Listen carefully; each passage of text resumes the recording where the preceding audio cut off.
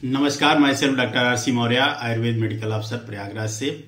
कभी कभी औषधियों का प्रयोग विशेष कॉम्बिनेशन में करना काफी फायदेमंद होता है।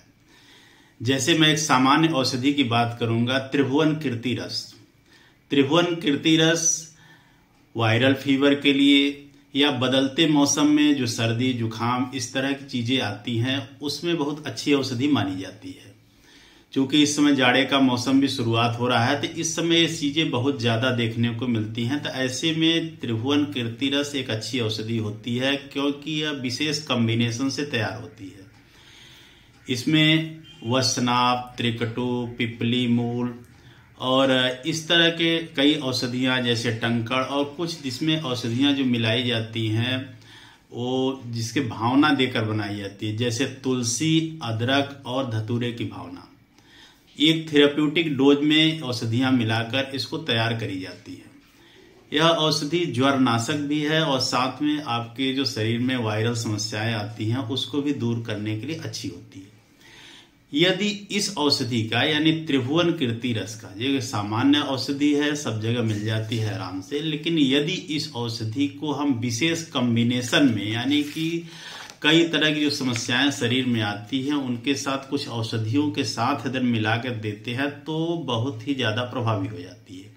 जैसे कुछ औषधियों की लिस्ट मैंने तैयार कर रखी है, तो इसमें यदि किसी को प्रतिशाय या सर्दी जुकाम बहुत ज्यादा बार बार हो रहा है तो ऐसे रोगियों के लिए यदि त्रिभुवन कीर्ति के साथ नारदी लक्ष्मी विलास रस, यह भी एक आयुर्वेदिक औषधि है, इसको अगर दिया जाए तो रिजल्ट और अच्छा आने लगता है। यदि ऐसे लोग जिनमें टॉन्सिल्स बढ़ जाता है, बहुत ज्यादा टॉन्सिल्स बढ़ जाता है और दिक्कत आती है, या एसिड रिगर्टेशन के कारण जो है टॉन्सिल इन्फ्लेम्ड हो जाते हैं और गले में हमेशा खांसी इस तरह की समस्या बनी रहती है, तो उनको ये त्रिफला गुग्गुल साथ में दिया जाए तो इसमें रिजल्ट अच्छा देखने को मिलता है। कुछ ऐसे लोग जिसमें जीर्ण प्रतिशाय या पीनस हो जाए, जैसे कि बहुत ज्यादा लंबे समय से बार बार सर्दी जुकाम होने से साइनसेस ब्लॉक हो जाते हैं, साइनोसाइटिस डेवलप हो जाती है, हेडेक या चक्कर बहुत ज्यादा आने लगते हैं, तो ऐसे रोगियों में जिसमें रिकरेंट राइनाइटिस हो रही है, साइनोसाइटिस की समस्या आती है, हेडेक बहुत ज्यादा होता है, उसमें यदि त्रिभुवन कीर्ति पथ्यादि काढ़े के साथ दिया जाए, पथ्यादि काढ़ा भी आयुर्वेदिक मेडिसिन है जो मार्केट में आसानी से मिल जाता है, उसके काढ़े के साथ दिया जाए तो अच्छा रिजल्ट देखने को मिलता है। इसी तरह ऐसे व्यक्ति जिसमें बहुत ज्यादा बलगम आता है, बहुत ज्यादा जो है कफ जमा रहता है और साथ में फीवर भी आता है, यदि त्रिभुवन कीर्ति रस को महासुदर्शन काढ़े के साथ दिया जाए तो उसमें अच्छा लाभ मिलता है। इसी तरह कुछ ऐसे व्यक्ति होते हैं जिसमें ठंड लग के बुखार आता है और साथ में कई तरह की समस्याएं जैसे सर्दी जुकाम खांसी की इस तरह की रहती हैं, तो कभी कभी त्रिभुवन कीर्ति के साथ संसमनी बटी या गिलोय बटी देने से भी फायदा अच्छा मिलता है।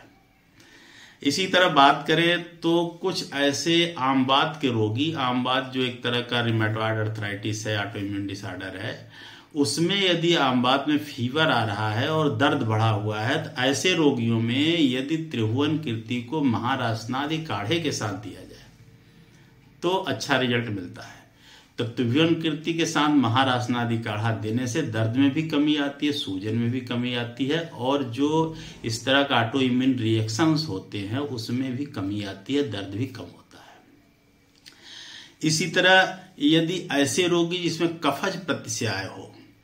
यानी कि जो वायरल इन्फेक्शन हुआ है, सर्दी जुकाम खांसी बुखार आ रहा है और कफ बहुत ज्यादा बढ़ा हुआ है, शरीर में भारीपन गुरुता ज्यादा आ रहा है और एकदम शरीर टूट रहा हो और ये सब जकड़ गया हो, तो ऐसे रोगियों में यदि त्रिभुवन कीर्ति को तालिसादि चूर्ण के साथ दिया जाए तो अच्छा रिजल्ट मिलता है। अब एक सावधानी की बात यह है कि इन औषधियों का प्रयोग हम किस डोज में, कितनी मात्रा में और किस उम्र के लोगों के लिए कितनी मात्रा में करेंगे,